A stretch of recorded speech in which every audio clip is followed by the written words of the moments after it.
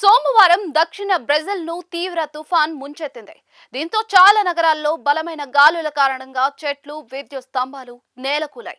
అగానే గువైబా నగరంలో హావాన్ మెగాస్టోర్ బయట ఏర్పాటు చేసిన 24 మీటర్ల ఎత్తైన స్టాచ్యూ ఆఫ్ లిబర్టీ ప్రతిరూపం కూడా ఈ గాలుల దాటికి కుప్పకూలిపోయింది. ఈ సంఘటనకు సంబంధించిన వీడియో కూడా ప్రస్తుతం సోషల్ మీడియాలో వైరల్ గా మారింది. ఈ వీడియోలో బలమైన గాలులు వీయడంతో విగ్రహం మొదట కాస్త వంగినట్టుగా కనిపించగా కాసేపటికే అది పూర్తిగా కూలిపోయింది. బ్రెజిల్ పౌర రక్షణ సంస్థ అధికారుల ప్రకారం ఇది అసలైన అమెరికాలోని స్టాచ్యూ ఆఫ్ లిబర్టీ కాదు.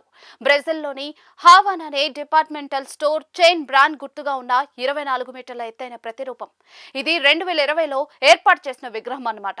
దీన్ని 11 మీటర్ల ఎత్తైన కాంక్రీట్ బేస్ పై అమర్చారు. అయితే తుఫాన్ కారణంగా నగరంలో 90 కిలోమీటర్ల వేగంతో బలమైన గాలులు వీచాయని, దానికి కారణంగానే ఈ విగ్రహం కూలిపోయినట్టుగా తెలిపారు. విగ్రహం కూలినా కూడా బేస్ కు మాత్రం ఎలాంటి నష్టం జరగలేదని స్పష్టం చేశారు. ప్రస్తుతం ఈ వీడియో సోషల్ మీడియాలో వైరల్ గా మారింది.